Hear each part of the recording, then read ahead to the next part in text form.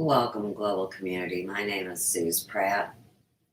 I'm from a little town in Missouri called Ferguson.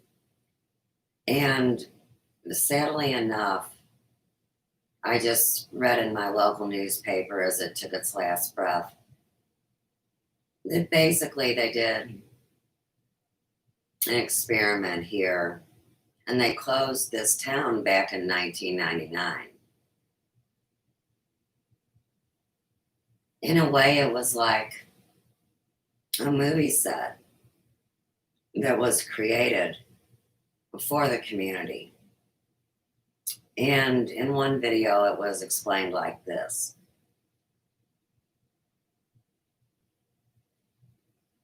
You know, most of us come from military families. Today's Veterans Day. And to think about how many honorable people served in all of the countries, to now see how it was all manufactured for a reason, kind of like the hospitals are full for a reason, and people don't want to raise their immune systems for a reason,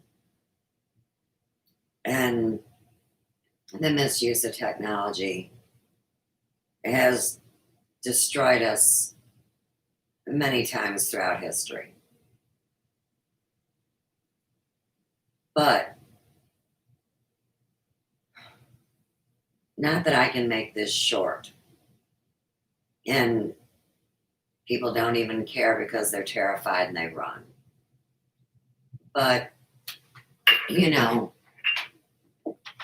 this last 5 days,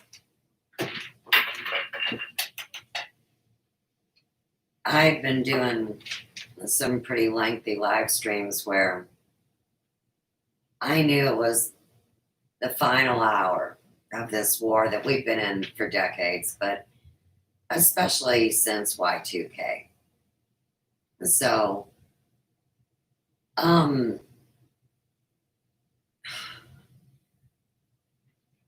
in Missouri, the legalities are that I can live stream all evidence. I can film it. I can take audio on it. Not all states are that way. But on the bad side, we're a military town where people were actually allowed to buy homes because they lived in a uranium mine. And over time, these mineral rights and people making weapons and having hubs and tunnels and all this stuff, it's really true. And that's why now, as the rest of the world perishes because they don't have the Star Wars dome over them, they all want to implode this area because they can buy homes under 200,000 and sell them for $500,000 like anybody's going to have money, or that there's going to be any life or any normalcy or hope. That's pretty twisted. So before I finished my last live stream, I had shown this piece of paper, and this is the outline that I'll be using tonight. I didn't put any serious things in there. I mean, this is serious enough, but I mean really, really serious, because it's best I talk about it when the time's right. So the time is right. All right. Like India Irie says, the whole world is a ghetto. I know there's beautiful places, and I know that somehow we all have some happy memories of that. But this social media community here online, along with the video game governance of the media, like the news and the programming and all these things, it's been so dumbed down. But see, there's code in it all. And so I might bring a few things up about that also. Um, the other thing I need to say real quick, I'm sure that many of you know, so many people like to be whimsical while they curse 1111 because it was premeditated in the script. The whole point is going beyond that and pushing through it so we're not stuck so long in the danger zone, like right now with the vote and the Trump versus Biden and the recount and the him hawing and everybody crying. This is really about how an intentional operation was run by all of these people that should have never been in my computer. Let's just call it Big Brother. But it's not. It's homegrown local terrorists. It's not outsiders. And I think that's the biggest thing that we need to take away from the 9/11 story. Because you always want to blame somebody else. Like when our friend decided to leave this world on 9/10 in that same year, everybody looked for a reason of fault. Like, was it his wife? Was it her fault or was it his? And say, like on social media, when you think you're watching Jimmy Dore and his gal, Jimmy Price and Julie Price are stacked in his deck. And I've been talking about different people that I know. And I can see how they're filed. And then we have to go back to 2019 when the Europe, whatever's left of Europe, or the UK, or the Computer Misuse Act, they knew how dangerous the memes were, and they outlawed them. And like the college kids weren't going to get to go into jobs which would create memes, which they had estimated at 60,000. Remember, it's all scripted and spellcast. It's stupid, but the idea was that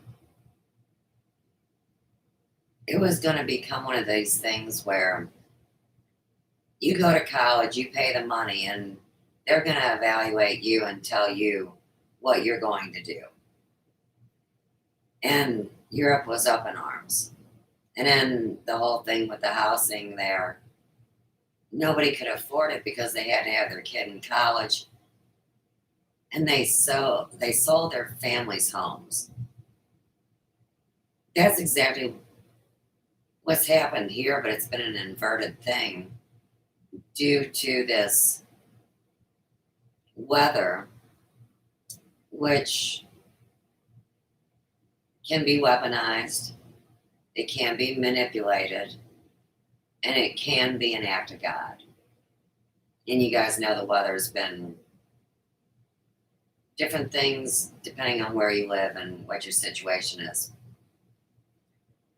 But today, even right now as I speak, and through the hack that's happened today,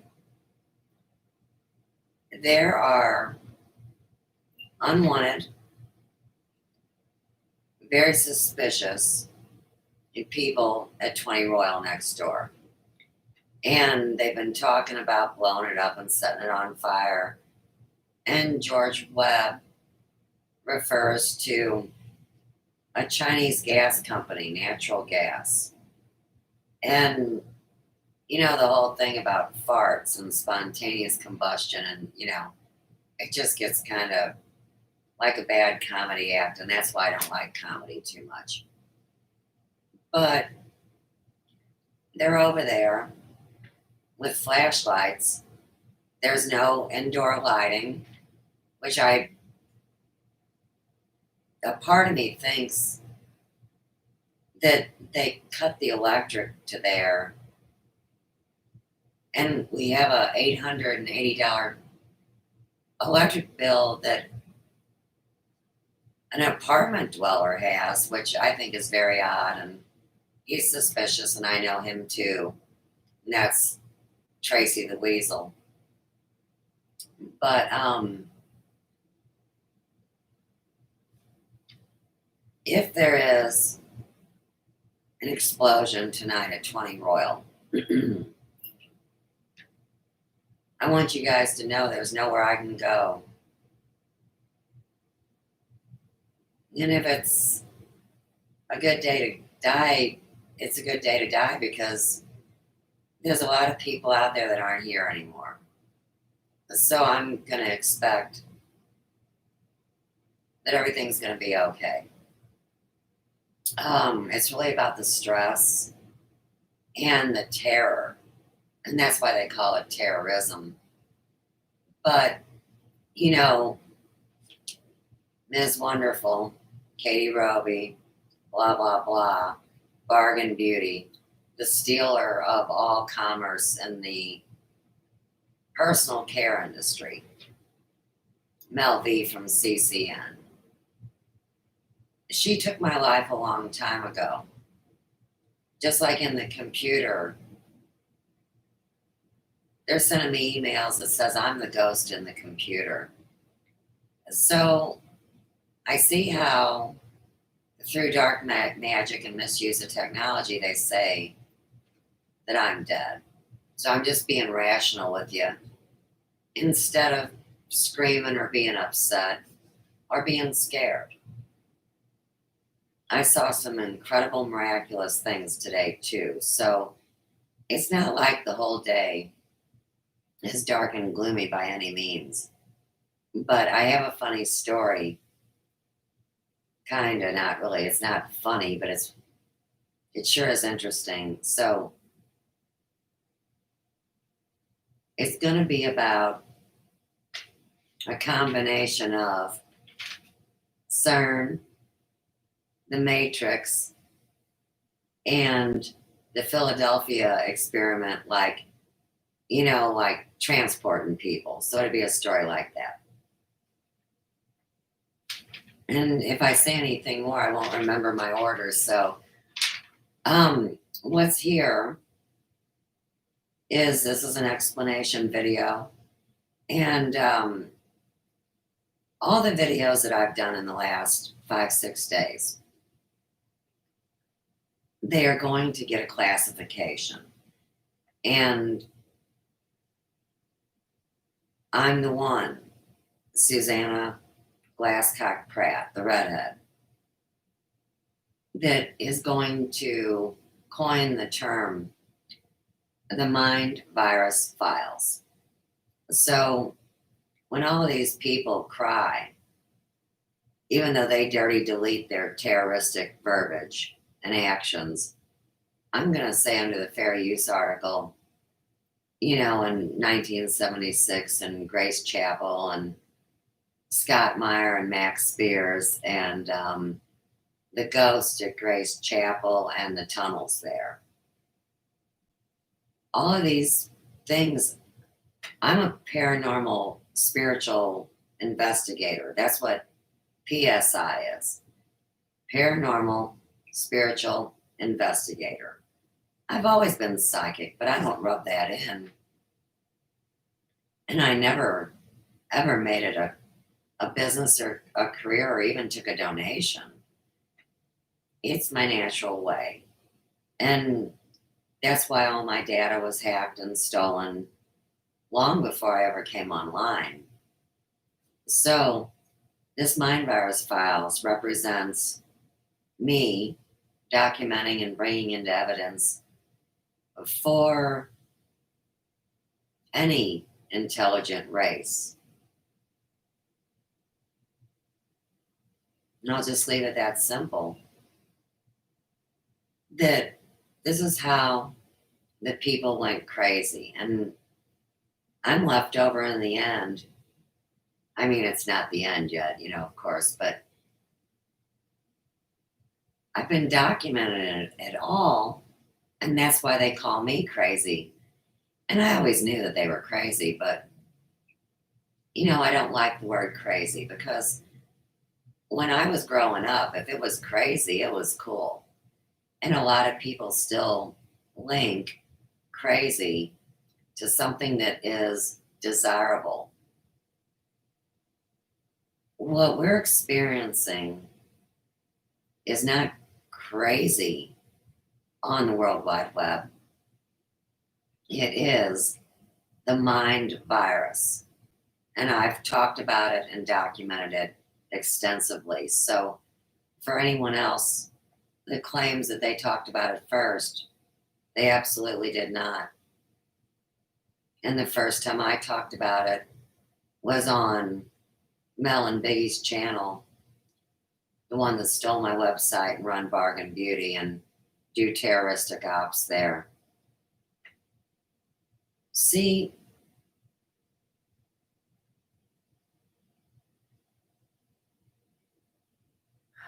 they blame me because my story of my life shattered their reality. And see, I've had that said to me many times, whether it was me talking about hair or me talking about spirituality or me being me or me not doing what they wanted me to do.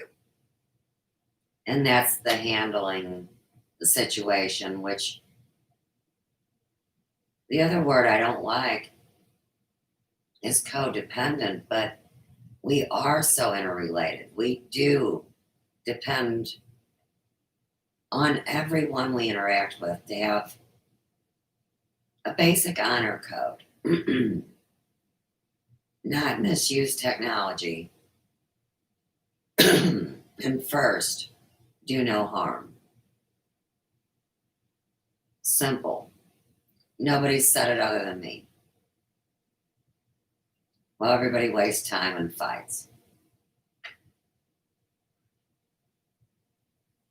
So, what we're going to cover in this series is the effects of political process and this elect is just like saying cast, and now they say the vote you cast. And that's why now these people that got caught casting these false ballots, like if they're really alive, but they use a dead person's name, that's Santa Claus with the claws. Call him El Diablo. Call him whatever you want. That is the entity that is removing them because it's so difficult to close the CERN portal. That would be like closing hell here on Earth. You got to be really careful about not blowing things up. So, one thing that's always stood with me through this, when we talk about God, my creator. See, everybody talks about God different. So, my creator, the God that I know,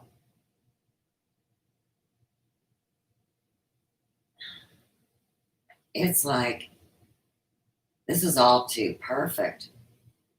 And then you have prefect, which is kind of like Are you illumined, or are you screaming about the Illuminati and running a psychological operation?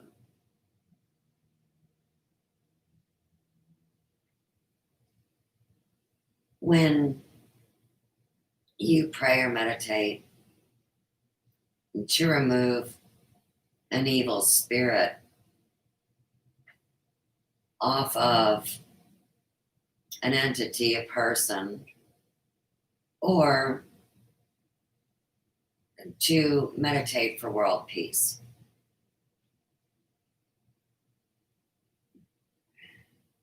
it's only going to be as efficient as the biggest loser on your team. And what I mean by that is you can do a great job, but if you have a rotten team or a rotten corporation, you're only as good as the lowest person, not your personal best. So when everybody keeps parroting this curse, which is they are living their best life, that is an obscenity, that is a curse. And they didn't really realize it. Maybe they did. The ones that wanted to take themselves out with so much lunch, you know, the bad kind of lunch. I don't think that they ever took it serious. I think it's like the people that played Dungeons and Dragons. That was early, way back then. Like with that Mario, you know. But nobody talks about playing it anymore. They always want the newest game. So, in the newest games, I know this much because it's disgusting, and I've seen it and reported it. They have this new video program where you can go into people's walls, you know, like be a ghost in your house. So they try to come in through the top floor, or through the bottom, obviously. They want to come in through the sides too. You see what I mean? They want to enter your space. And that's what they're doing next door. That's what they've been doing for the last 4.5 years. The house has been vacant. That's also what they did when Ms. Wonderful showed her wall of crosses. And she spoke about being able to take over a space. So, you see, there they are here, but you guys know Photoshop. I mean, me, I've never used none of this stuff, so I know about it. And the whole Elvis disclosure taught me everything that I've learned about the technology. And for that, I'm grateful, because it's a common thread that runs between a group of people that did not misuse technology and were abused and had to either literally die or fake their death. So this elect, I have that in the little quotes, which everybody likes to tease. And then the ION, and you know, ion is a very specific science term, but when you say it as shun, it can mean push somebody away. And the on of it, ION, is the action. So even though people call me an actress, I'm not. I live eurythmy. So I'm acting this out, and see, that's the ION part. I elect to do this, but I refused. I do not consent to voting in this democide that you all have voted into. I do not consent to sell out or to be silenced to make other people feel better because they're so traumatized from the first time they heard the action in my voice. Like, Life Perplexed really believes I'm a transvestite. See, she's the one that's LGTB. I'm not going to carry on about it, but that's the inversion, that's the spell casting. And even if you don't believe in magic,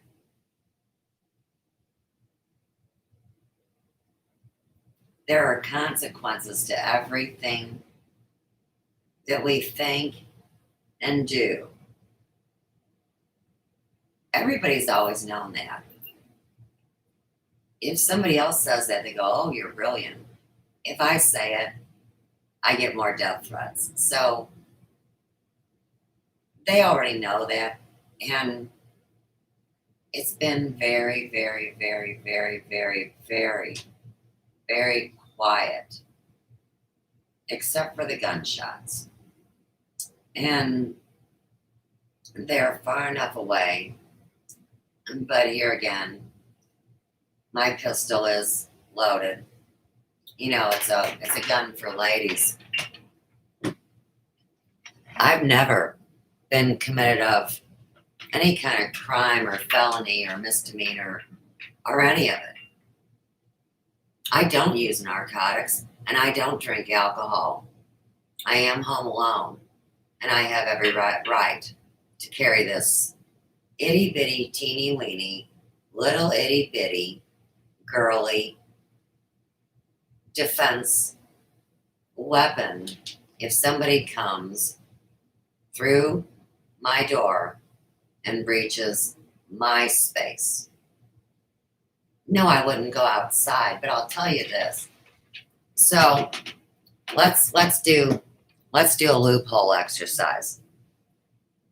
Right outside, there's a very valuable light system that is roped to the banisters at the big yellow house. So let's say they were going to come try to take that light.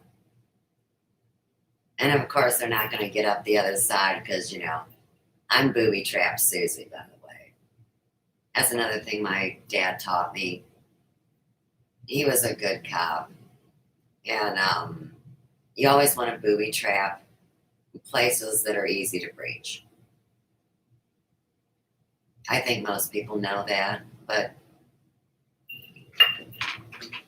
here again, with these major spikes that you're hearing about what some people think isn't real and others know it is, and they're warring about it, you know, the numbers spiking. We'll see it's directly related to this computer virus that through their misdeeds, they spread. I think that that's a lot like the question of judgment, because there's people that think that God, or whatever they call what they put their faith in, or that they curse and call the devil, because there really is no devil. It's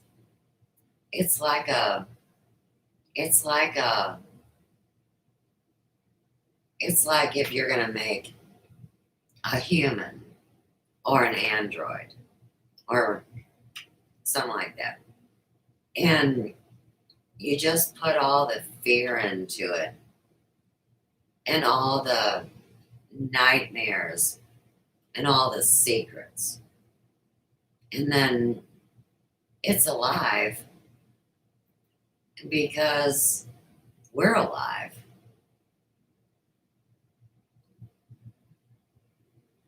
If you're warned time and time and time and time and time again for 6 generations, and of course, blah, blah, blah with the numerology, but that's the sign of your creation, what we call the devil. But sociologically, if you can mess with the minds and take away the rights of 7 successive generations, they say that that is when that empire, whether it's America, Europe, China, whoever, whatever, that civilization becomes extinct. And then, of course, they'll say, well, there's always survivors. Well, yeah, sure there is. But in regard to this town being closed down in 1999, I just think that is so specific to the concepts of the Matrix. And I didn't even go to the Matrix movies. I don't like that crap. That's because I live it. And then here again, I'm like, okay, so this is just, me being me and seeking life, liberty, and the pursuit of happiness, right? And they say, well, no, that makes you a terrorist after 9/11. And you think, but wait, if Ferguson represents civilization in this matrix,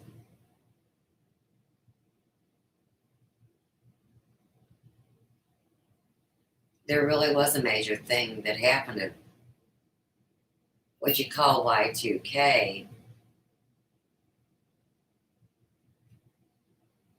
and then the very unique, small, depleted, and spent uranium fireworks that were strategically put into a grid inside the buildings, and the melting happened. More mineral mining and blood sacrifice, and also the initiation of like what you see in all the science fiction movies or TV shows. The detonation sequence had been set into effect so long ago that nobody remembered it. So, like I've told people,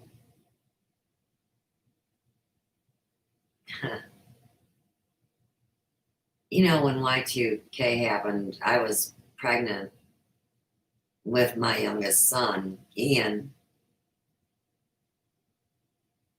and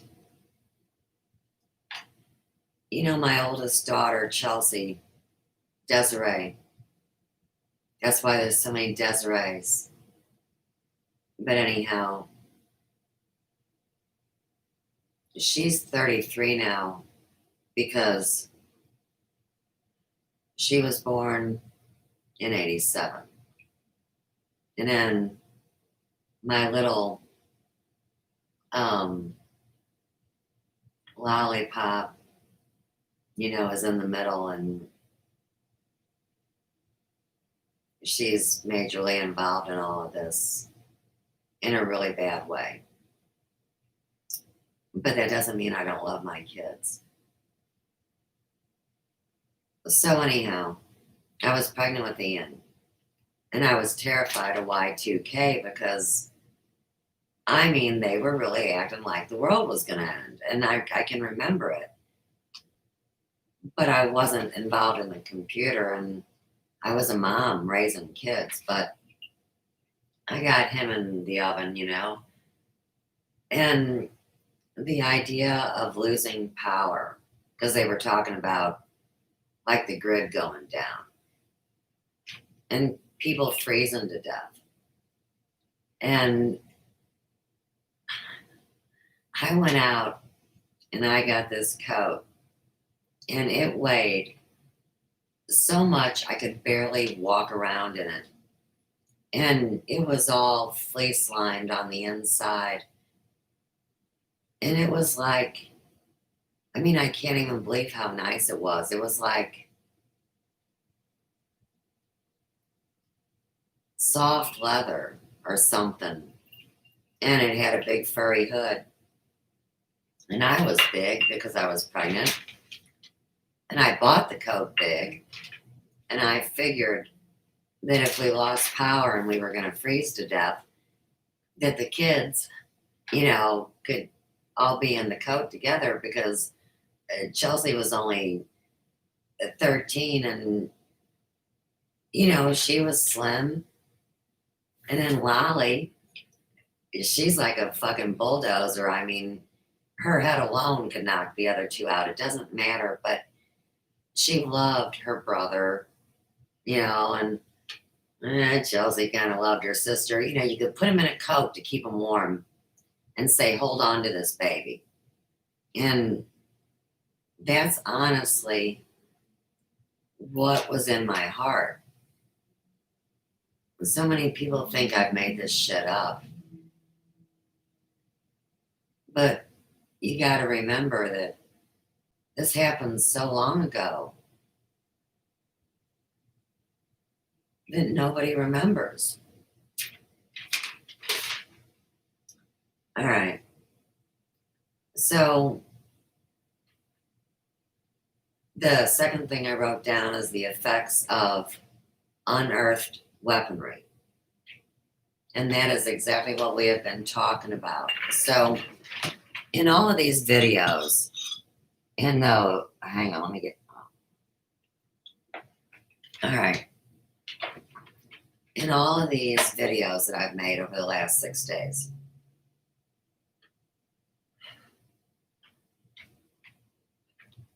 the people that are speaking in these terroristic manners, because it is legal to make a citizen's arrest. And that's what I've been doing, but they think it's funny. It's like, in the same sense, there's nobody in the world, no lawyer, that would be skilled enough to just be hanging out in a town that you hire, tell them a story and say they believe you, and then they want to work for you, and you're going to pay them. That's just not real anyhow.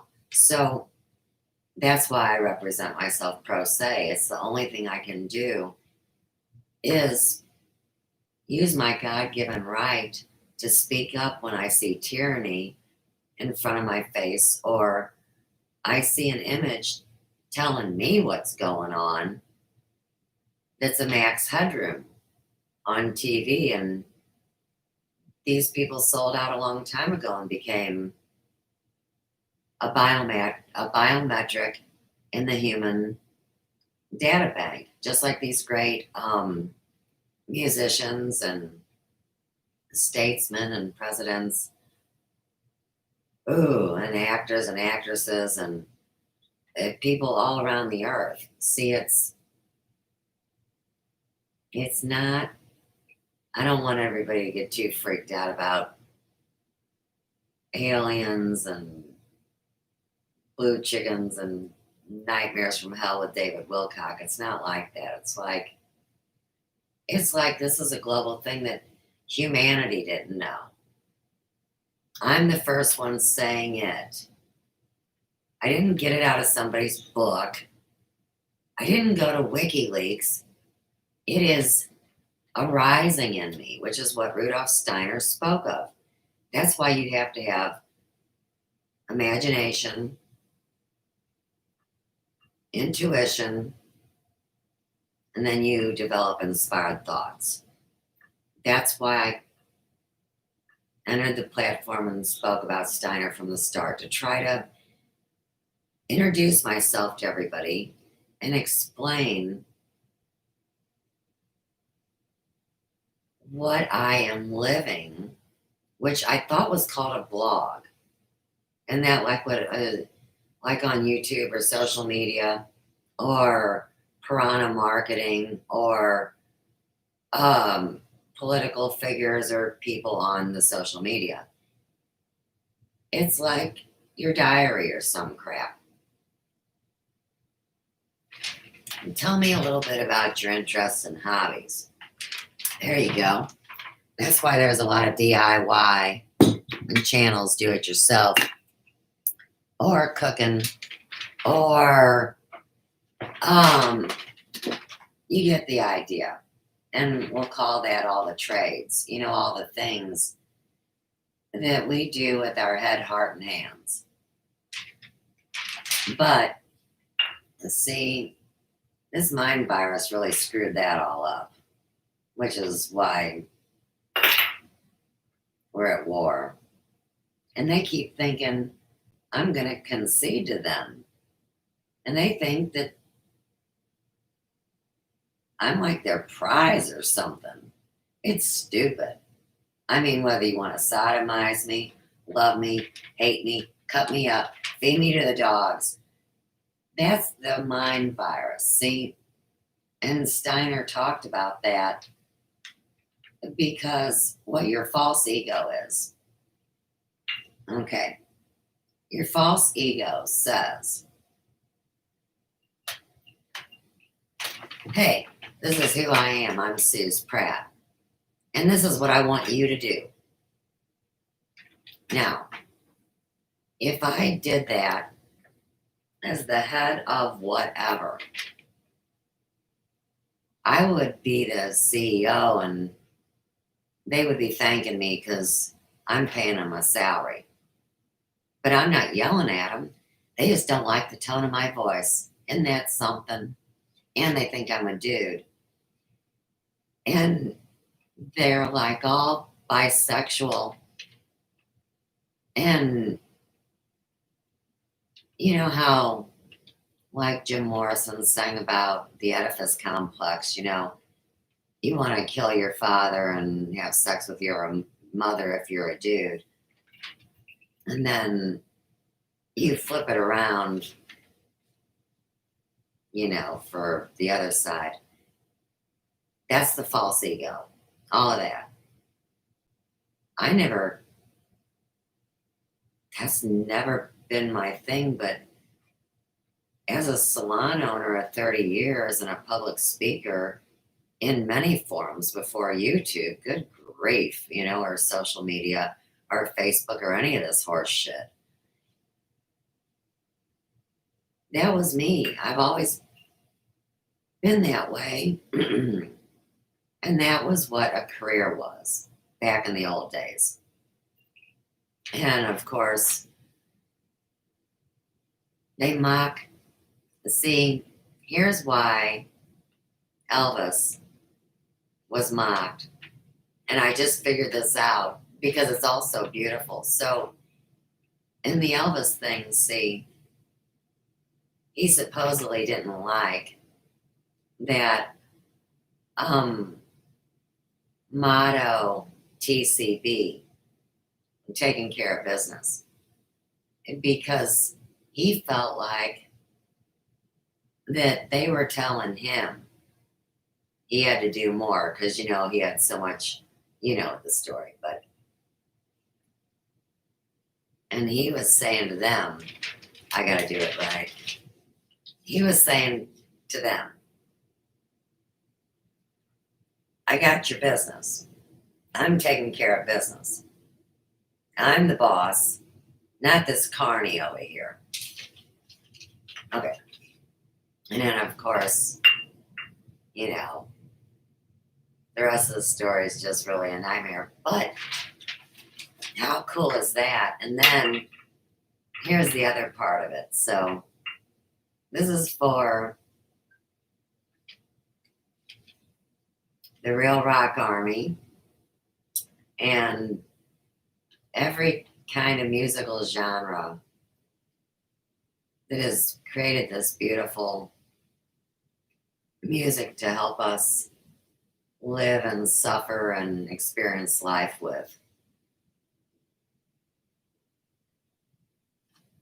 You know, I don't think they're telling the truth in the line from Taking Care of Business, Bachman Turner Overdrive.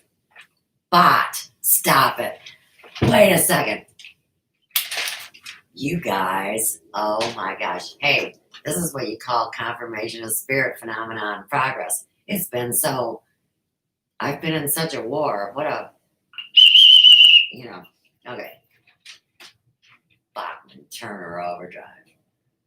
Daggum them. I mean, but it's a beautiful daggum them. It's not a bad one. It's like we're connected. And see, they don't like groupies. And I was never a groupie. And then they sit there and cry because I didn't go to their concerts because I was living a life. And, it's odd, but Sandro sums it all up. And then you play the Highlander song and everybody starts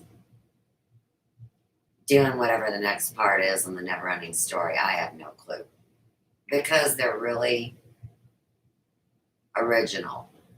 And I guess that's why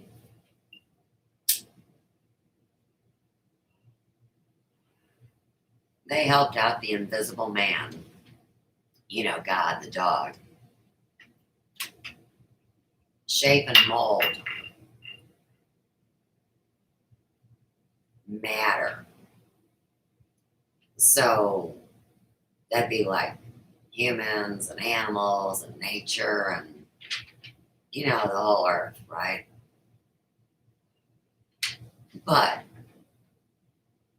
these guys that I feel like I am very intimate with, that I know, like I would actually be them or be their special somebody. The messages that come through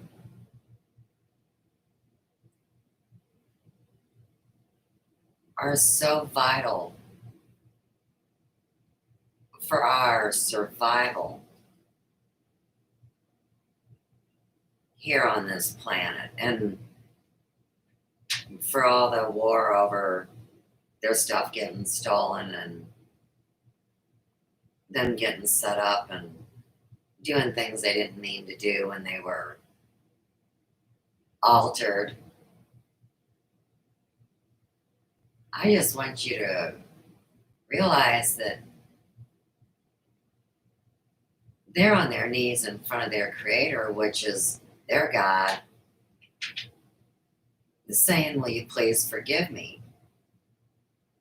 And here again, this is all I can say. Like, from my perspective, as a woman that's lived in my memory 56 years, due to the fact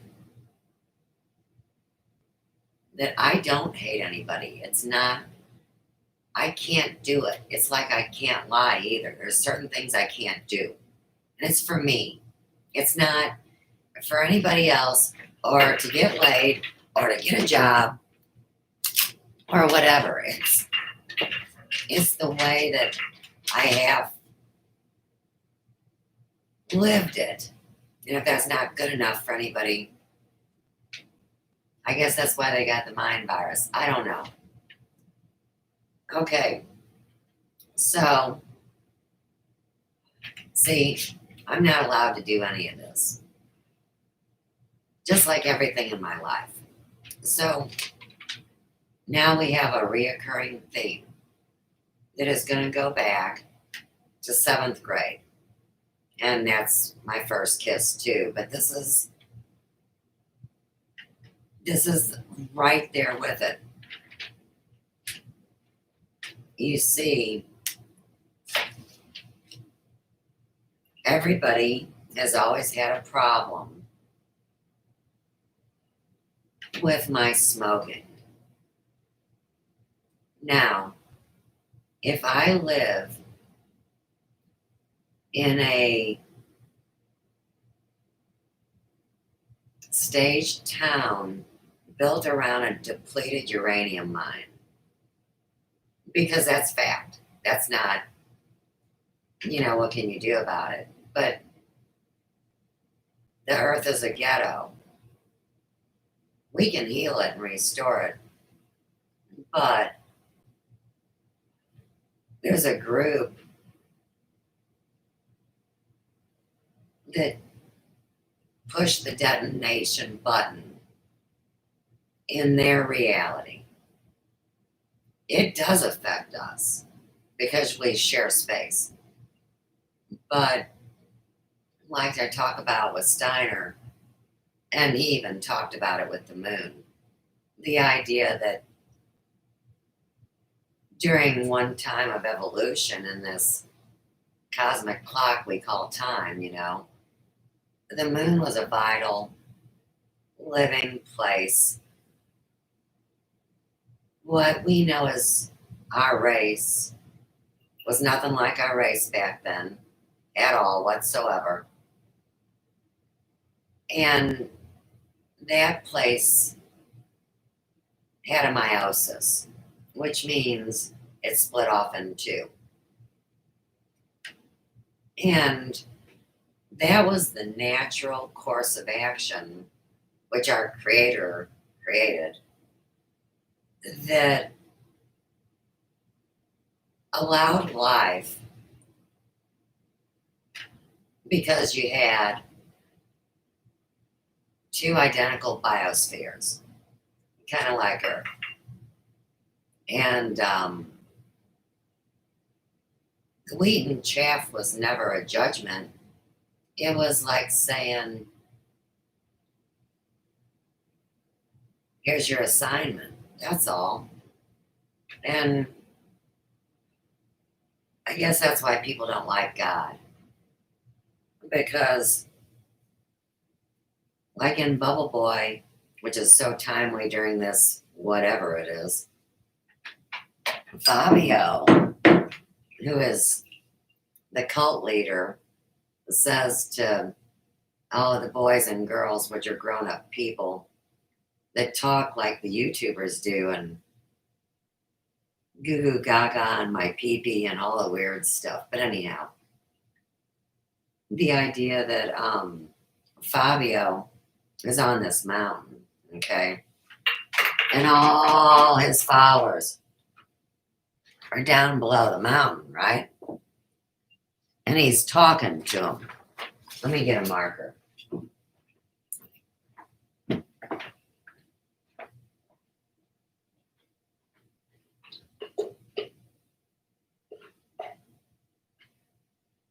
I'll pick a nice neutral color.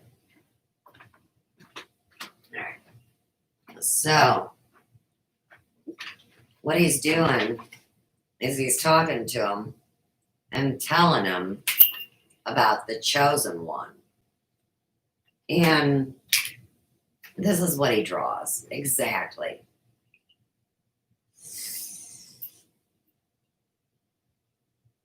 Let me do this right.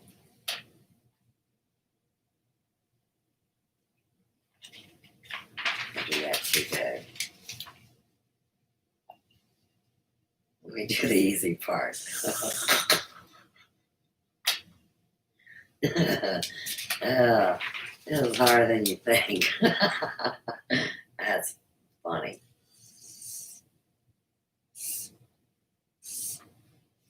Duh, Suze.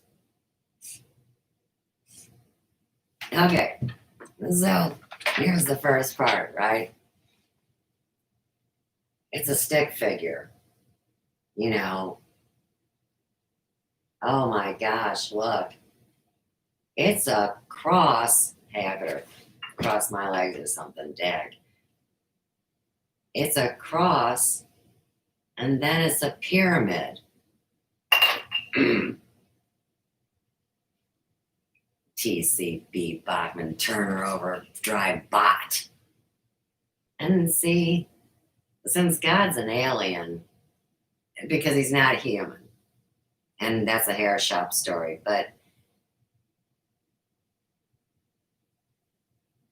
you know, people got all freaked out. All right. So the stick guy has a head, and this is his real head, right? And then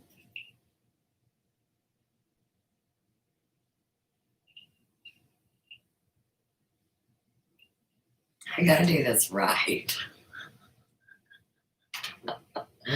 Oh shit. Good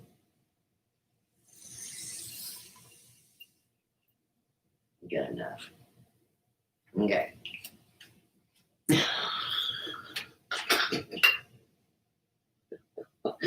Oh. So this is Bubble Boy, okay? And in the movie, because I just love him so much. I mean, like, his portrayal, he should have got an Academy Award. And that is Brendan Fraser.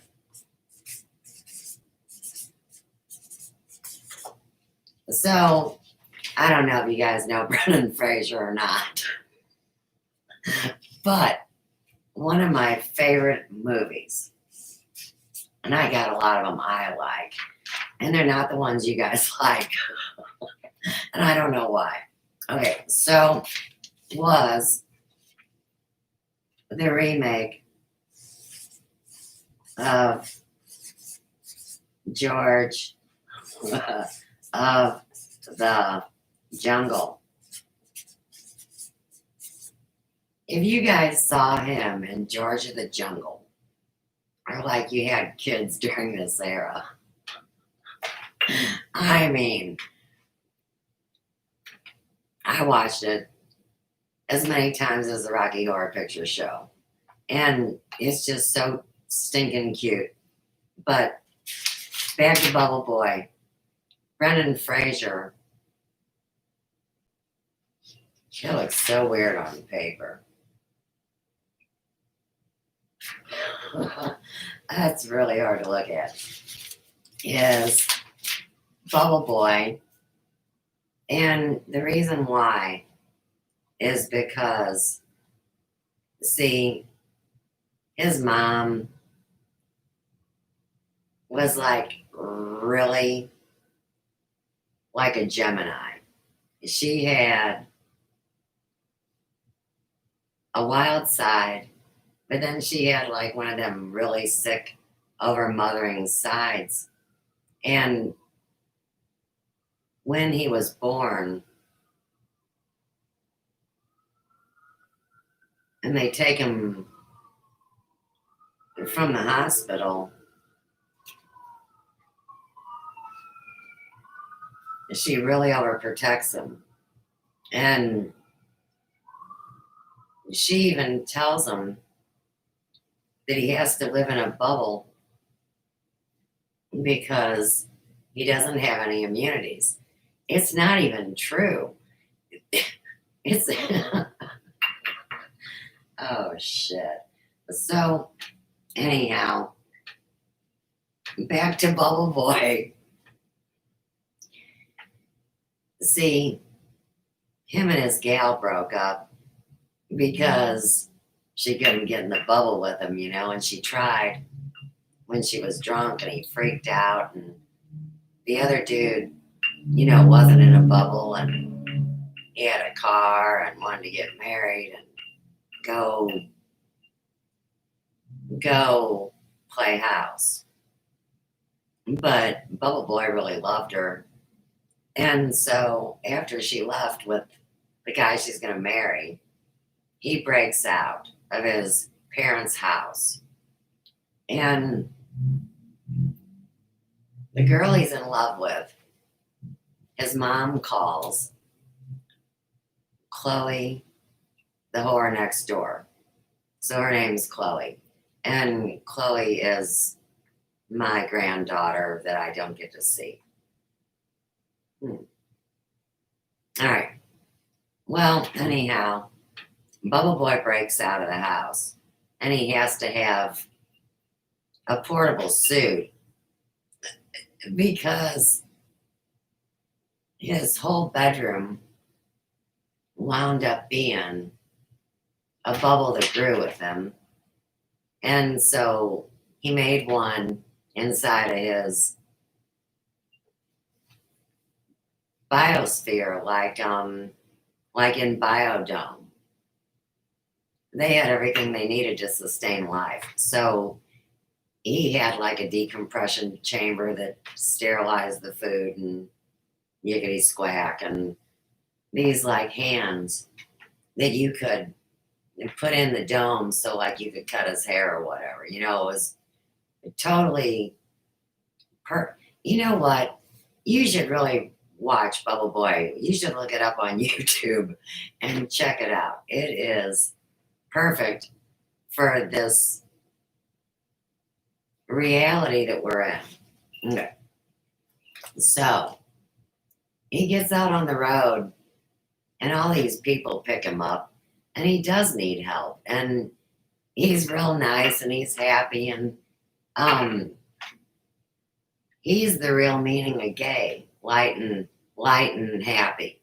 That's what gay means. It isn't a sexual term for a political movement. That's like the second or third meaning down in the dictionary. You look at the first meaning. If you want to talk Spanglish in America. All right. So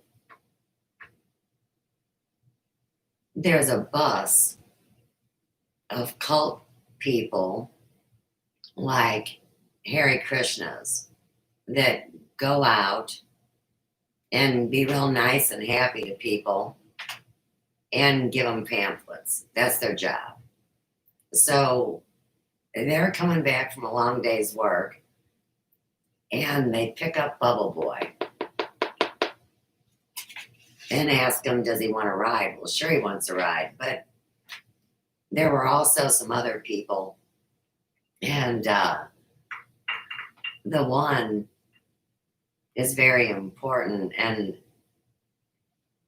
I just love him as an actor, and you guys know him, but I can't pull his name up out of my brain, and I've never really been good at that name. But he's on the motorcycle, and come to find out, Bubble Boy's mom used to be called Wildfire back in the old days, and those two were together. And he's like a Mexican vato, you know. That's the way it's. I wish I could. You know this guy, man. He's got a really very cool, natural, real facial hair that he wears that he's known for. So it's not a disguise. Everybody knows. And he's a badass. So anyhow, he meets Bubble Boy early on. And he becomes like a protector. And he has his back through this journey because he's got to go all the way to Niagara Falls. And he also lands in a train with all the freak shows from the circus. So it's kind of like Around the World in 80 Days, where there's a lot of different players on the board. And since he's got this spacesuit, he can bounce, not because he wants to, but like, you know, if you hit him with the bus or something bad happens, like the nice Indian man that we all know and love, and I can't think of his name either, but he's the ice cream dude, but it's I'll think of the name of it. Curry. It's frozen curry. Tag Tim Curry and do the Rocky Horror thing. Okay, well, anyhow, the ice cream dude picks up old boy too. And then there's some other people, but we're going to leave them out for right now because it has to do with sex. And I just want to keep it really very clean cut. So this guy is a virgin. He's very cute. He's just not of the regular world, you know? And the weirdos pick him up.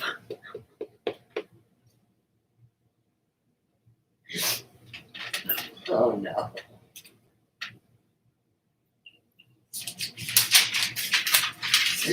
Oh shit. All right, so they pick him up in the bus, right? And they got a pamphlet they're going to lay on him, you know, because they're going to indoctrinate him, you know, give him the business, mind control him. And see, all the guys are named Todd. It's like saying boys and girls, but it gives it a feeling of humanness. And these are real humans that he's, oh yeah, Fabio, you know, he just makes a cameo shot. It's not like he's just got a couple lines, but they're so meaningful. So anyhow, Todd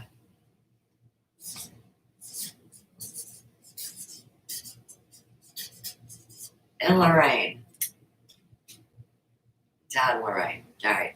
And so, you know, they got those plastic. I got it upstairs, but I'm not running up there to go get it right now.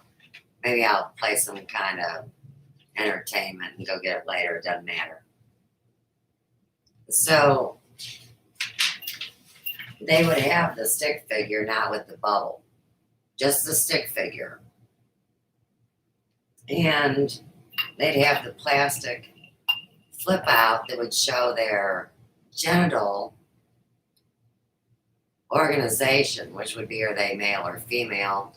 So, of course, it's a penis and balls, or the inverted pyramid, you know, and the box. I call it the box. So anyhow, he laughs at him. Like, and he says, oh, he says, are you in a cult? And they all like, you know, froze. And he was so innocent. He didn't know that they didn't know that he wouldn't know when they were giving him the whammy. I mean, he wasn't retarded. And he really believed he didn't have an immune system. Kind of like the people during this plague. I keep saying, you fools, you went the whole wrong way. This was about your immune system. And so anyhow, it's really relevant, the whole thing. Now, here's what's wild. So, let me get back to the right picture, right? Fabio draws the picture of the chosen one. And all the Todd and Lorraines look at each other like we're going to get our butts kicked because they threw the chosen one out of the bus after our hero asked him were they a cult. So they tossed him and he went bouncing. And that's how this whole slapstick comedy was. I mean, it is fun for the whole family. There is no foul language. There's no sexual scenes. It's very well written, and it is very psychologically relevant in this world of transhumanism. Okay, so they're all freaking out.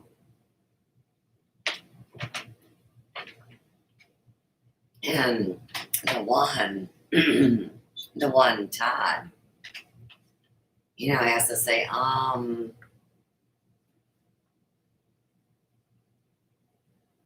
think we saw him, kind of a thing. I mean, somebody had to say something, but they didn't really tell the real story. They fit. And so Fabio is up on his mountain, and he says, whichever one of you is guilty of any involvement with hurting this chosen one, you're going to. And see, I always say this on my videos. It's very important because it's about the two Earths. But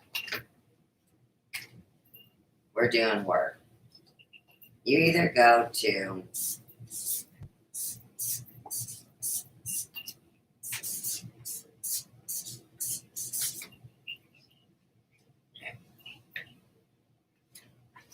you're either going to PX41 or PX42, whichever one has room.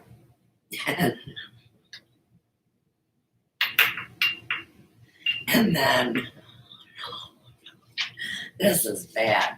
This is as randy as Lucifer is, like that show. It's very witty.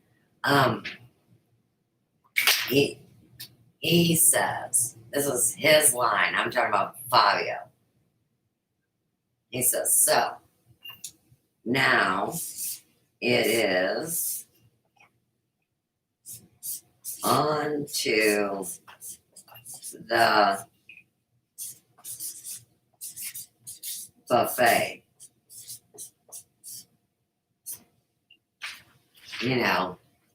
So when he says that, psychologically everybody thinks one thing. The it's not butter story with that. And so he tells him, you're in deep shit.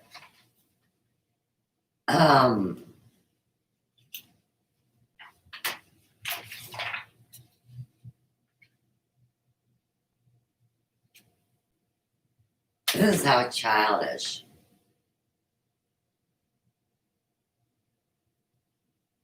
people's intelligence has become. This next part. So, not what I said earlier.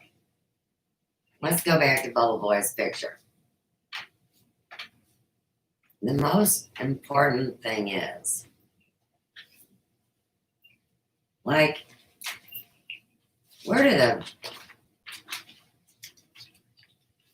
do you store the body fluids? Because he doesn't wear diapers.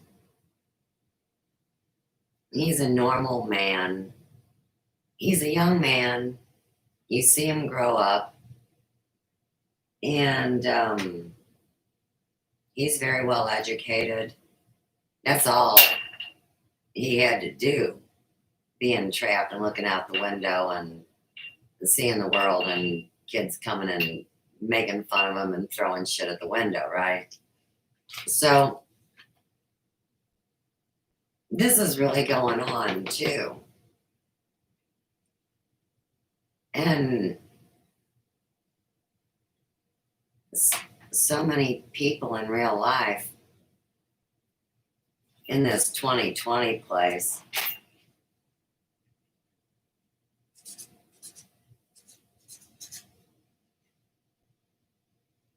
for one reason or another,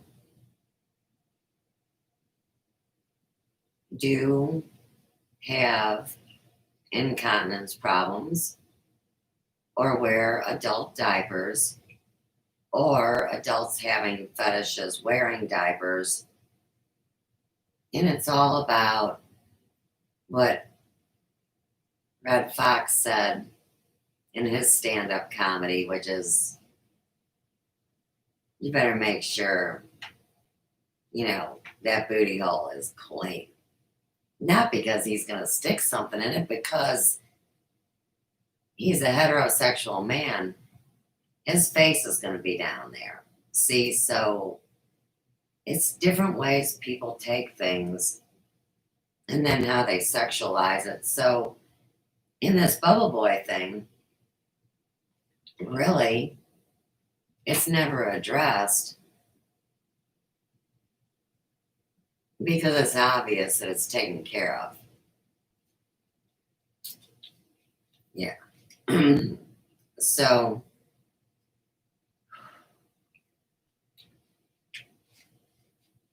the biggest problem here today in 2020 is this whole inversion of that kind of energy, combined with over 100 years of people denying the reality, because it's trauma. It's traumatic. It is. Of this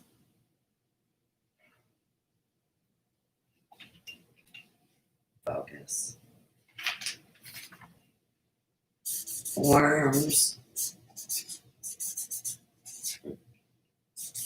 parasites, and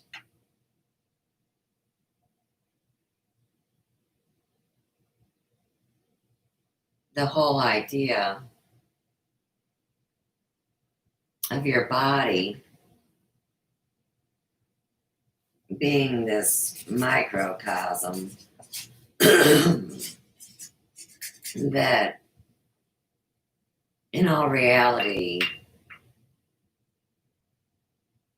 reflects the macrocosm, so there's no way to get around whatever it is.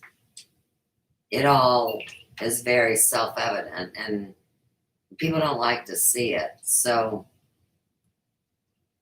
100 years of people being like that,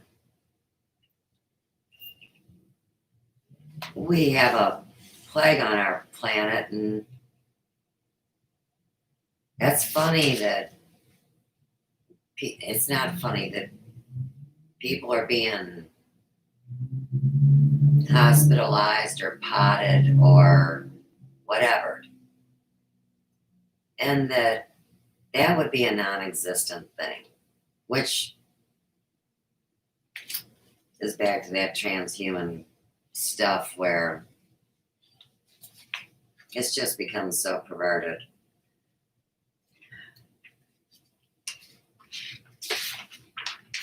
And if we're going to survive, that's going to be dealt with. And the way they've handled this planned, not planned because somebody thought of it yesterday, but planned because it had been set into motion so long ago. And everybody's running around blaming each other because it's the end of the world as they know it. And that's Todd and Lorraine. Now, here's what's twisted. Just like this Ferguson effect is real, the ritual sacrifice and murder of Mike Brown was documented, and it freaked people out. People lost their minds, and now they can only talk about George Floyd. It all started here. This is ground zero. And this Todd thing. So, the dude that's all over the media, and his last name is Rittenhouse, right? He's a younger guy, and he was carrying um, a weapon in some kind of rally, or the story was one of those things that was part of the filming of whatever we see as this burning it down.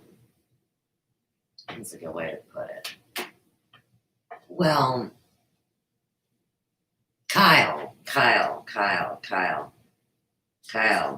Rittenhouse is who's in the media, but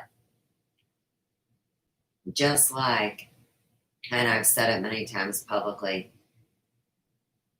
when they talk about Hunter Biden, the code is Matt Hunter. Matt Hunter was a little redheaded boy. We had the same color hair, which is very odd, and we weren't brother and sister, and neither one of us were really freckled, but his name, Matt Hunter. So when they say Hunter Biden, and then they have the scandal and the files and the computer and the this and the that. See, I know in my heart of hearts that I have been cast into their video game because they took my family history and put it on their United States National Archives private Discord server. I made the comments originally public on YouTube during their live stream, and they were talking about destroying paper records and everything going digital. And I've always had concern and a very obviously accurately depicted description of what's happened.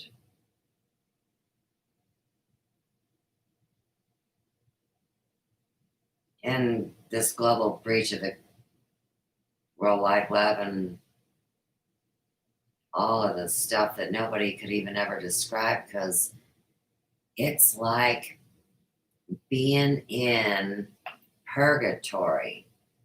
And purgatory is a very relevant topic, although I wouldn't be allowed to speak on it because I'm Lutheran, and Lutherans don't have purgatory. So even if I could relate to it, which I do, and I completely get the story, and I'm telling it to you,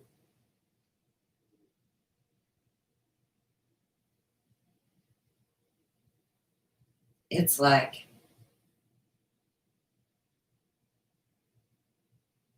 you see, we've never been at this exact point experiencing this as a repeat.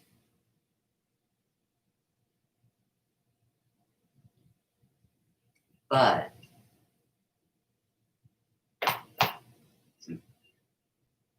I know a guy. I cut his hair, we were friends, named Todd Rittenhouse. So you see, this really is paranormal spiritual research, because they couldn't create that on a video game. There's no way in hell. And Todd Rittenhouse is very important in the story because he was a great, honorable young man. And we were all young. I mean, I was with Tim and pregnant with Chelsea and all that. So I was 22 and Todd, a few years older, from Champaign, Illinois.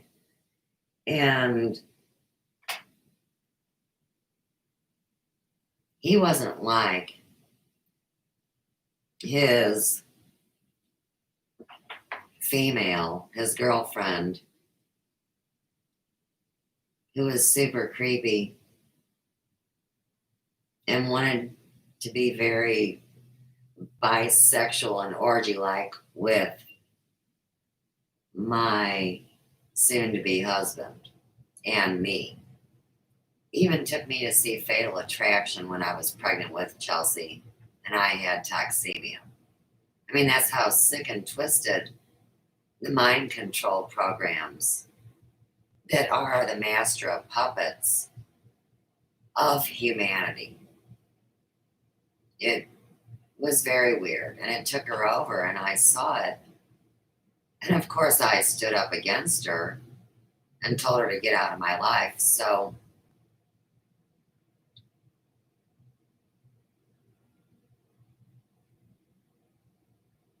here's what I'm seeing.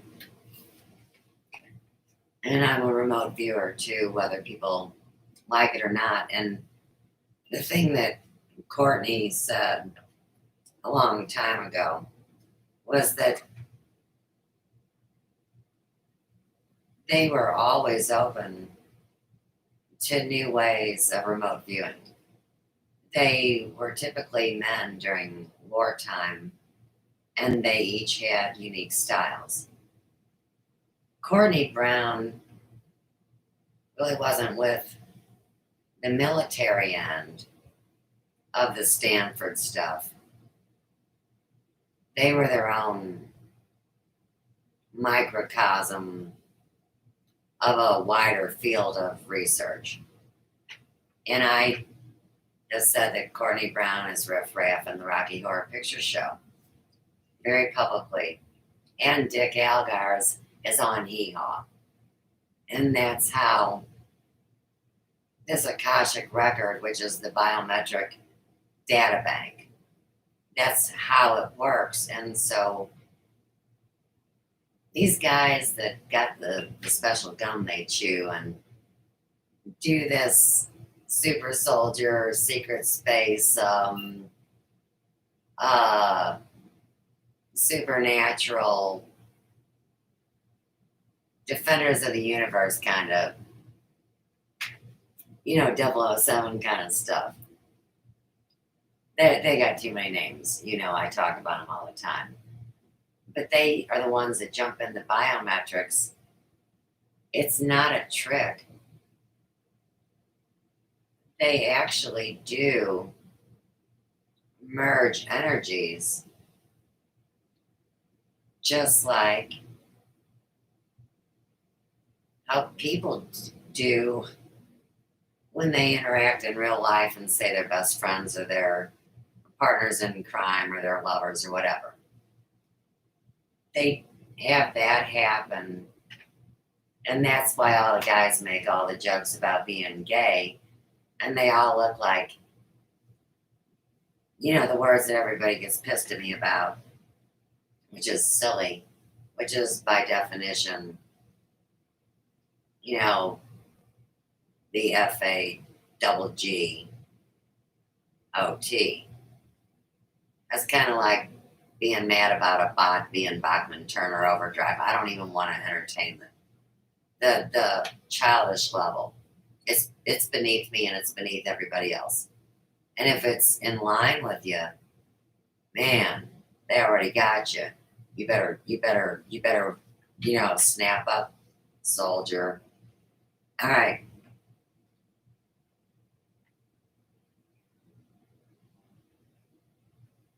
I haven't thought about it until I'm doing this and just flowing and doing my thing. I have an ongoing sparring match with many people in media because the TV interacts with me and I, what you would call fight with them, but I'm not fighting.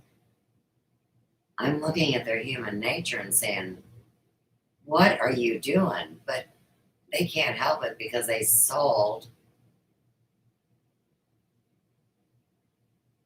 the rights to use their image however what you call the state deems, versus these ones that would be like, let's look at them as the hierarchy of these beings which are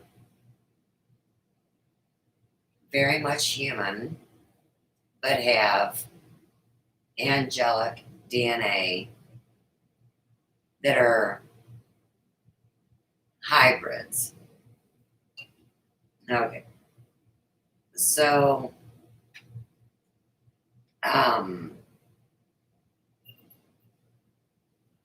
she's got to get her own damn page. All right. So, the head of the world news that I'm always given the business is Nora.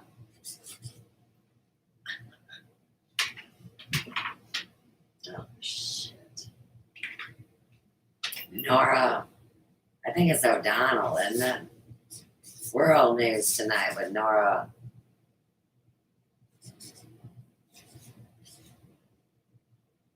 Anyhow, she's beautiful. She really is. She really is.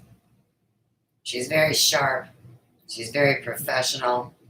She holds her thing, and I saw her get trapped in that daggum video game, you know? I saw her lose the right to her image. I saw it be weaponized.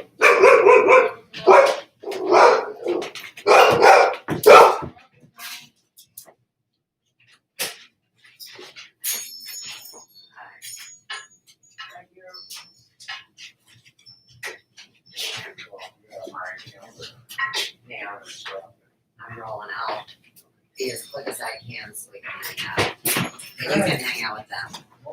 Come on, baby. Joe just got back.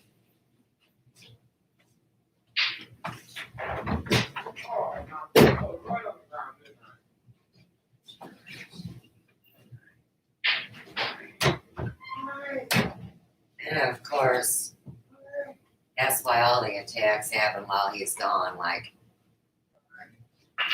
they think I'm vulnerable when I'm alone, but like we all know, I broadcast for a reason, and I do admit the things that I do and what I have. I'm full disclosure. I've never been anything other than. So Nora McDonald or O'Donnell. Anyhow.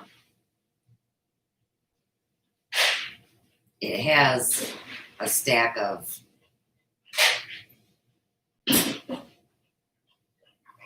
personas in her, and I have to let her know that now I have to call her out, and it's Cassie.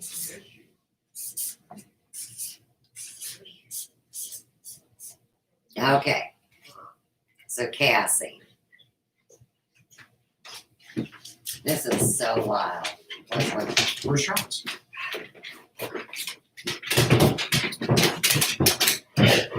What did that punch? I think he's inside. He's probably laying on the bed. Cassie. She was the one that wanted to swing. And she was a stewardess for TWA. And she was the fatal attraction gal that stalked my life, and I had to put her out of the hair shop, and she says, does that mean that you're not going to do my hair? I was like, I told her, out of the life, out of the business, out of it all. She went too far. And she was like a handler, just like Dan Sugg, which is Monograph. It's amazing to see how many people were sent into my life to do that. And the idea of whether or not they were conscious of it is now what the 6 degrees of separation is able to Johnson, scientifically you here? and technologically confirm for the world. That's why we are what they call continuous and indistinguishable, which kind of translates into we are all one, but Boy. we got to get a grip. Now, Cassie and Todd never did get married because they were not well matched. But I can see because they came together from Champaign, Illinois.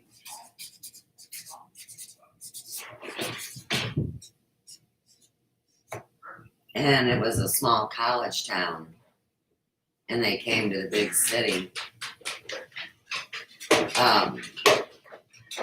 And Todd had work and was successful, and Cassie was a stewardess. And TWA's been closed for years. So, House look good, all fucking lit up. thank you. I felt good with it lit up. So, isn't that interesting in this Hunger Games they put against humanity where we have to battle one another? But I want to acknowledge Cassie. I can't remember her last name right now. Nora O'Donnell, National News. And Cassie, it's perfect.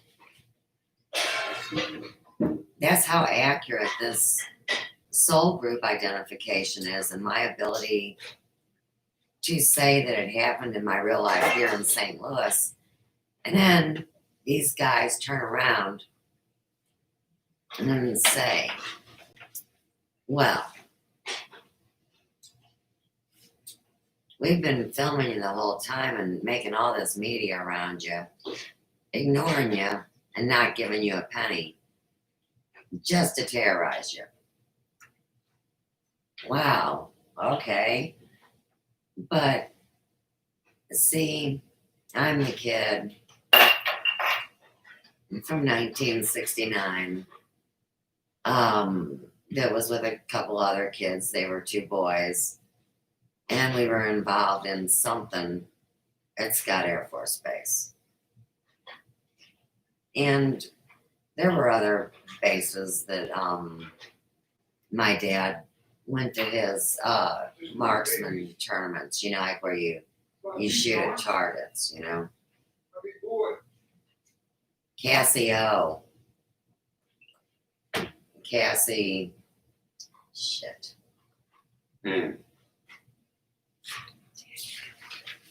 All right. I think I'm done with that stream because no, I'm not. All right, so we got through Todd, Cassie, because we got legs. We're making that man with the bubble. So we got Lorraine. Now, Lorraine,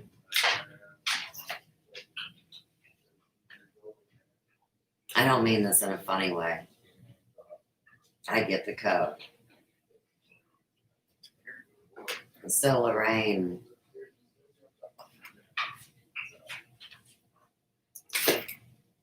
worked at the hair emporium.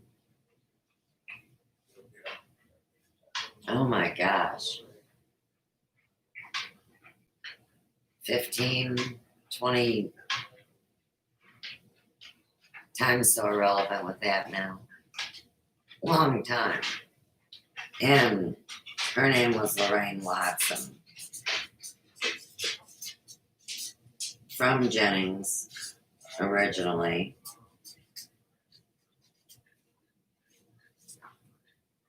And her son, his name is Robbie.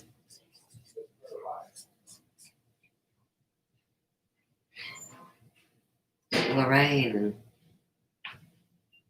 was very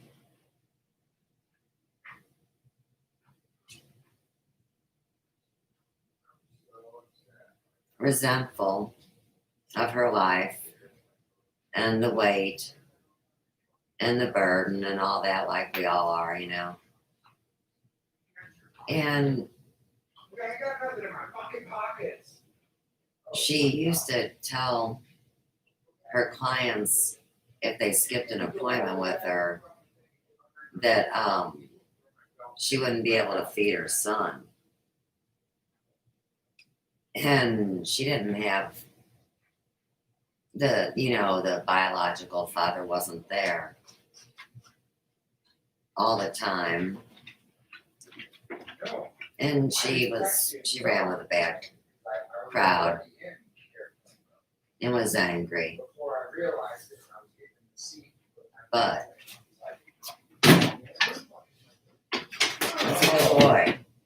Get it, go get it. Go take it away.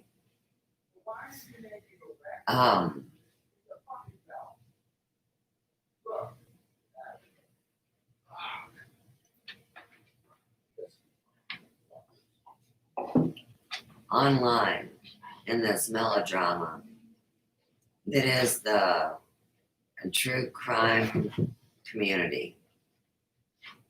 And I don't know about it because I'm not into it. But the code that's coming through is something that they all talk about. And truthfully, Trish, which is the dingo that I say my babies, it's code. But it's saving Robbie.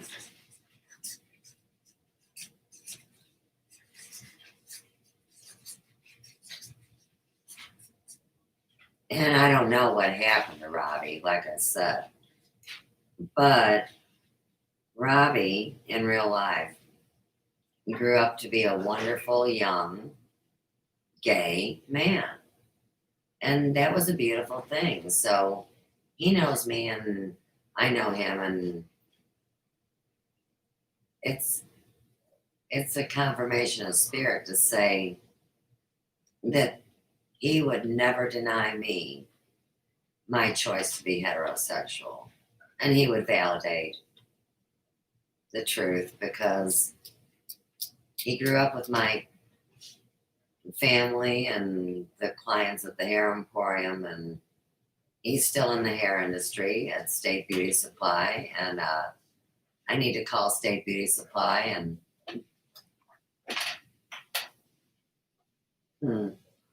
yeah. All right.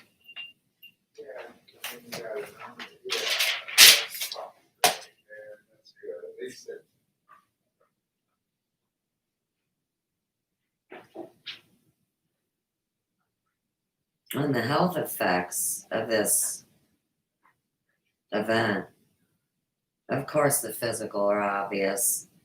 The mental are obvious on a basic level, but what I wrote down was the worm bug analogy, FunVaxx, in 2005. And that is all back to what they call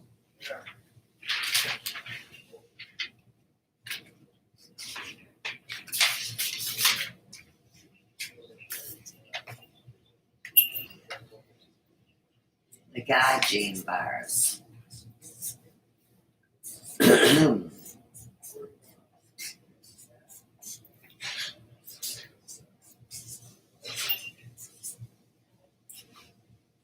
God gene virus.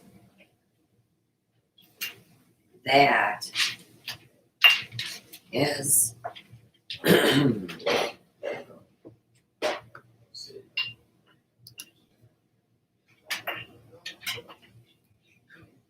that is what happened back in 2005 that I always talk about,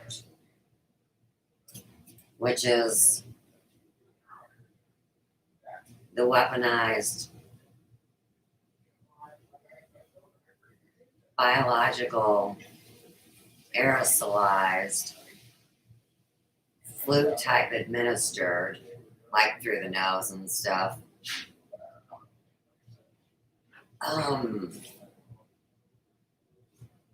Was like this crazy super flu, like what you think is,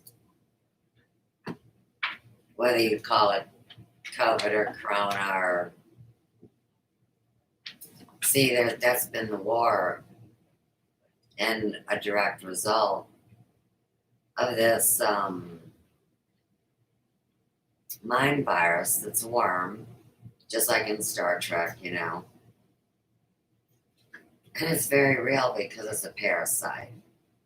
It's like the story back to John Wayne.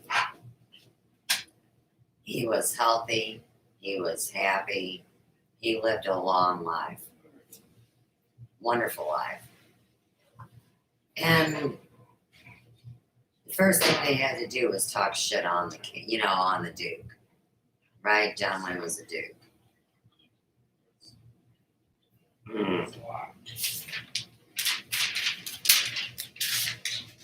No, brother. Duke. John Wayne.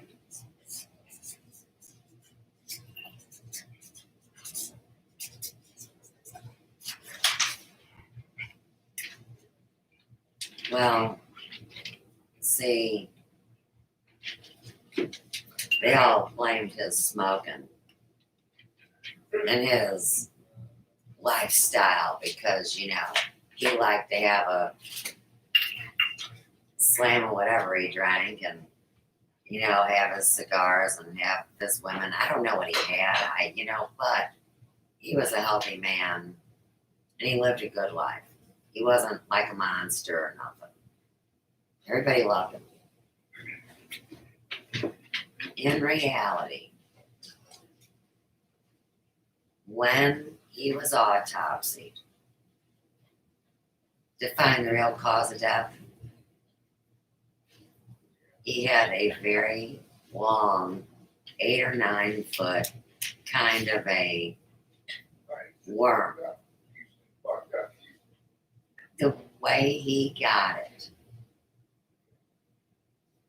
is because it is a natural, true fact that a lot of people like a good steak raw, or I don't mean raw, I'm sorry. I didn't mean that. Rare.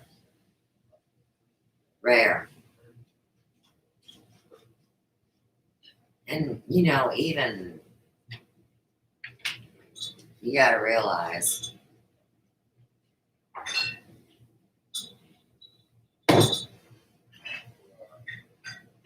scientific studies have shown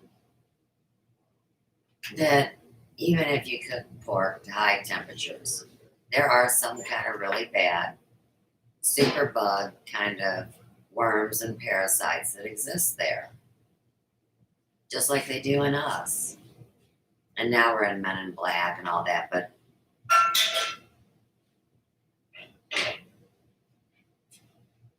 people need to deal with the reality of being organic. And instead of picking on somebody about what they do that devalues them in your eyes, look at what they have done, and you always keep trying, even in the face of all this, which has just been horrendous. But I'll tell you this, I'm not stressed, and that really pisses people off. Plus, they think something's wrong with me, and I'm like, you don't get it.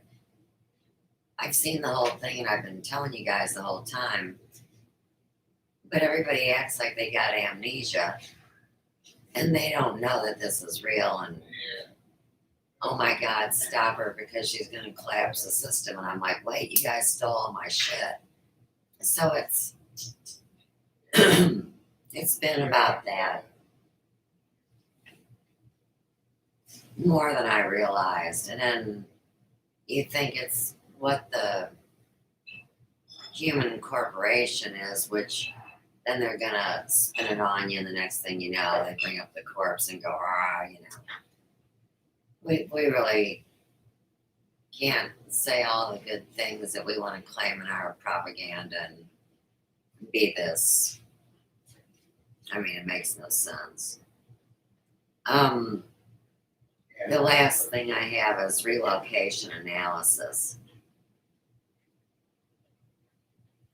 That's a really weird thing because we can look at it on the whole spectrum of reality and it totally fits into everywhere. So it was very relevant.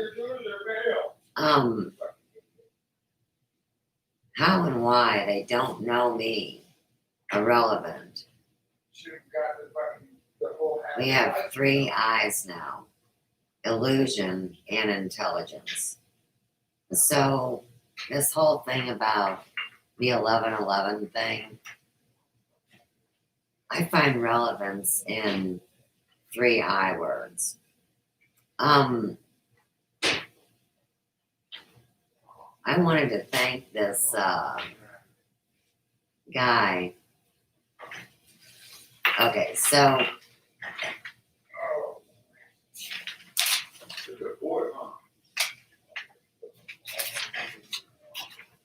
see, people are so black and white, and I get it, and then I get teased for noticing it, and they've been sharing it with me so I know the truth, and that's what Sandro revealed.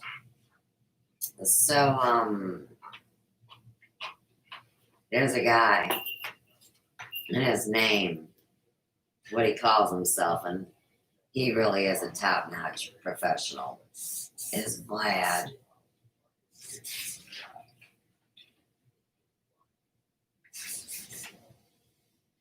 Violin.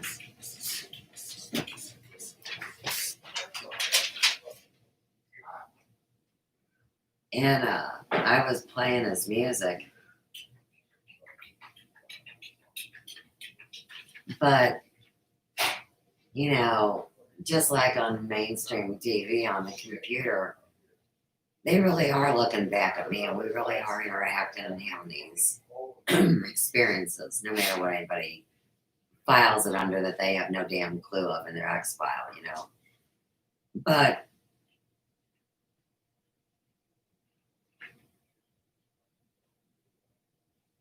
I've seen him multidimensionally in the sense that I've seen his human side, his automated side, which is very intelligent, and I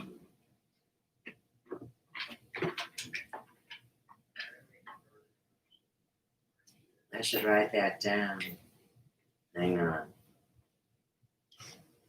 Tag. Hit me like a wall on that one. The human. And like I said, just his presentation. And this,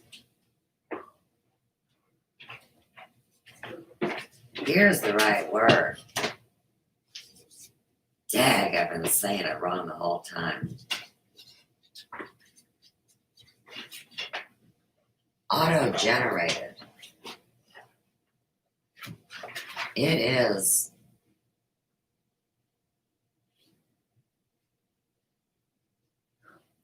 he generates it his own daggum self.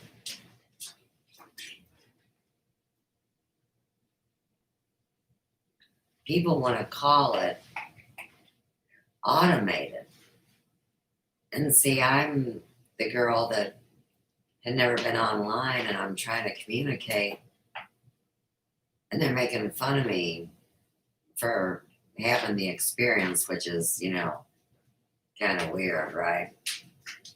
But yeah, Vlad Violin. Oh, and virtual. And virtual. There's the other one. And acknowledge the biometric. It's really amazing, this path that I've traveled with whatever is interacting with me, and I have so many names and so many expressions and so many stories that I can attest to no matter what anybody says. So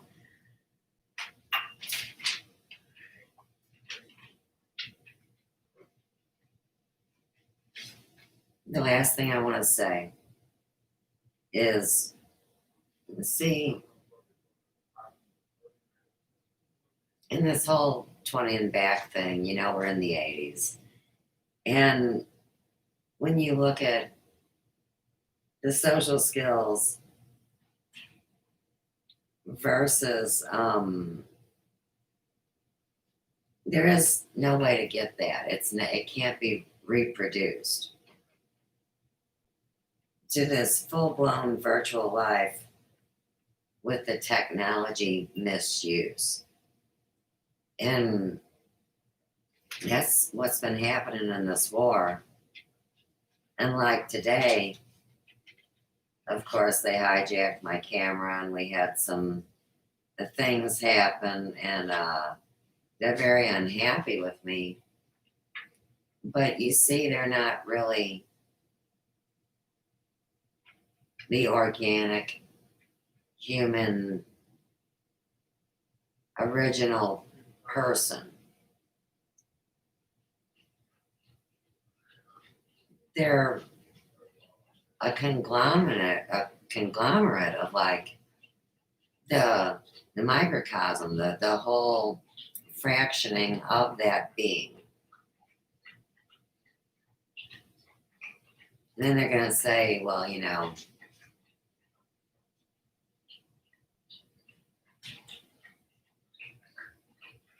we didn't mean to destroy life.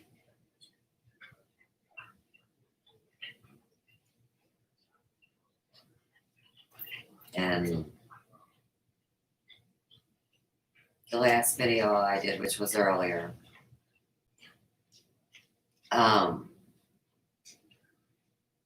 there's some really important information with Apple computers that I documented in today. But this thing, which has gone on too long, and I'm going to get off the computer because it's not a phone, right? I'm not making that joke today. This is all about my series, the Mind Virus Files, and everybody that's in it that's doing wrong, their own witness in this online community is going to go on to help people that have that or had that problem, like being a veteran and you get injured in the war. It's so much. It just shatters your reality, kind of thing. That's what their videos are going to be used for. It's not. It's just like chatter. These people that have psychological issues and have gone through the system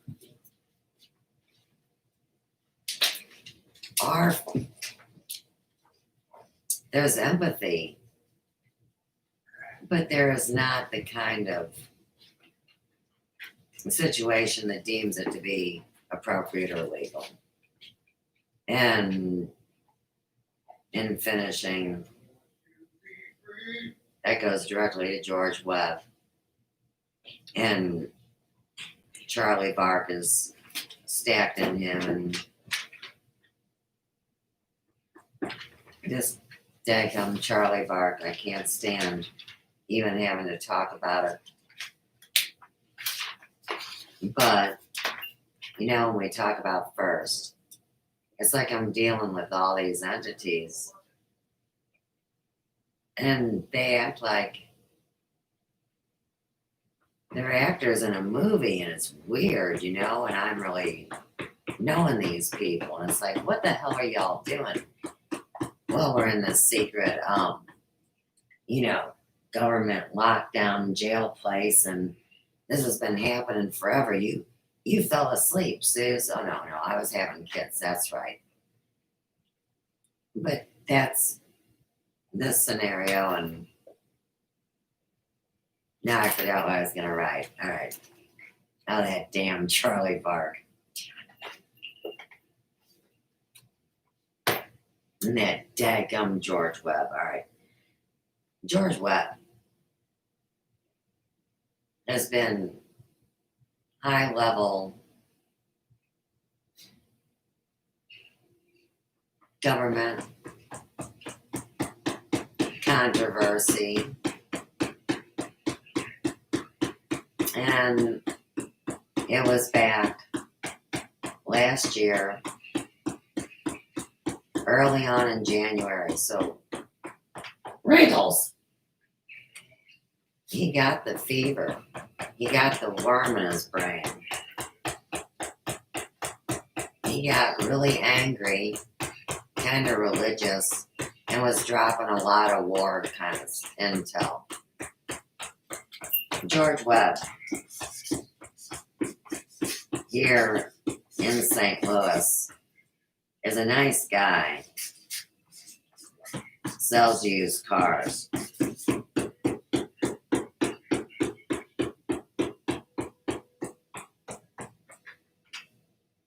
You gotta go. Come on, get moving. Get moving. Go on. Go on. Go on.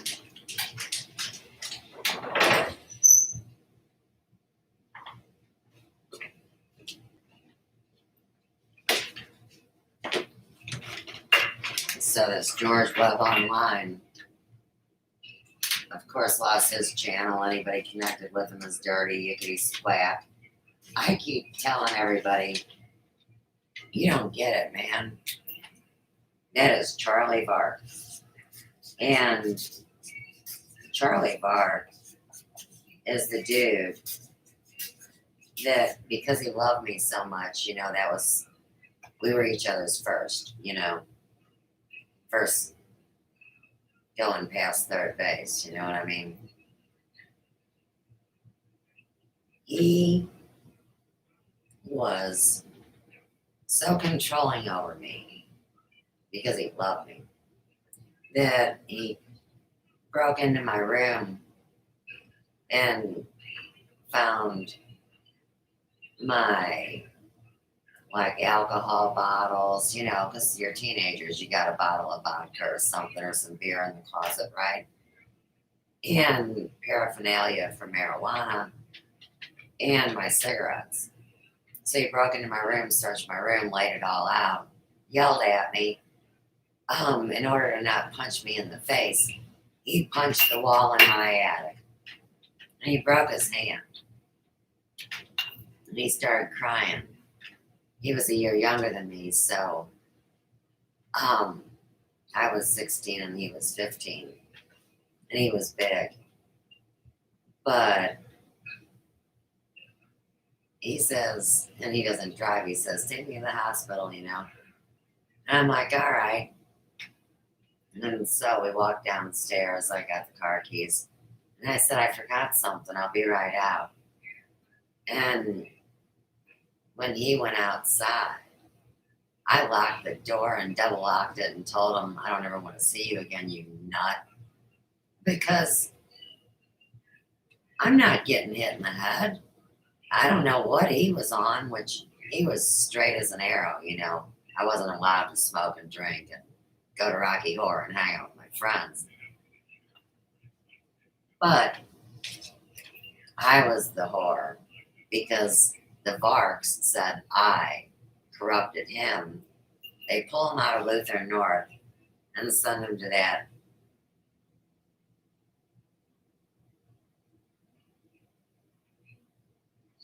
Dismet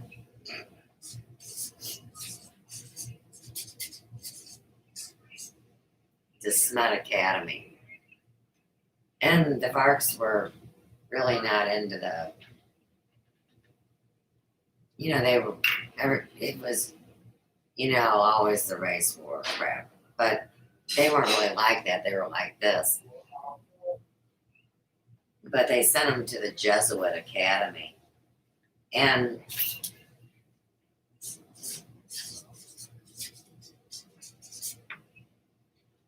whether you're this, that, or the other in this, of course, there's all these things that have really happened, boogie boogie.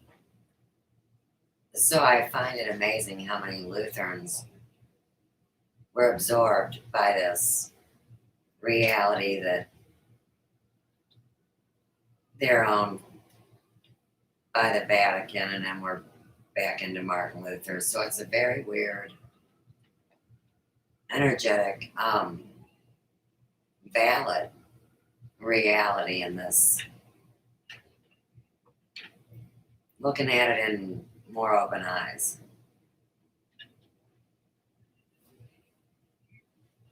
But today, they were able to do some things that are very terroristic. So, George Webb, wherever he is a bioweapon. He is a walking nightmare that would explode.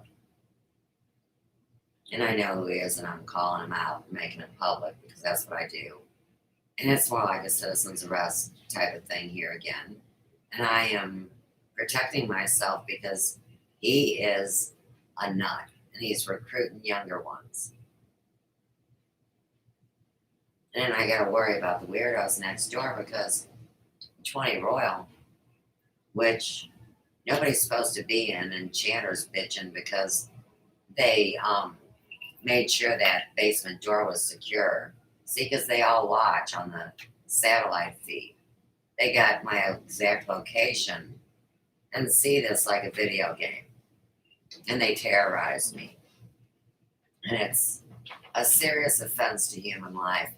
So I'm calling that out because it is beyond their control. They are puppeted by this force. And it's a dangerous time for humanity.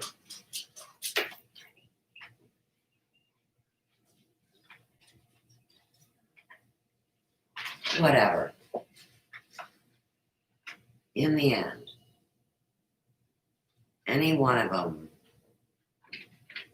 have made their statements on why I'm special to them and what makes me unique.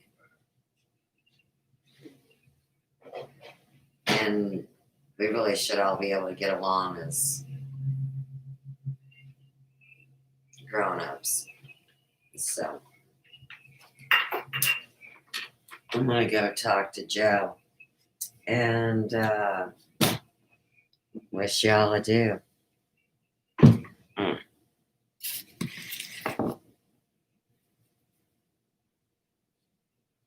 Hello, Patricia. All right.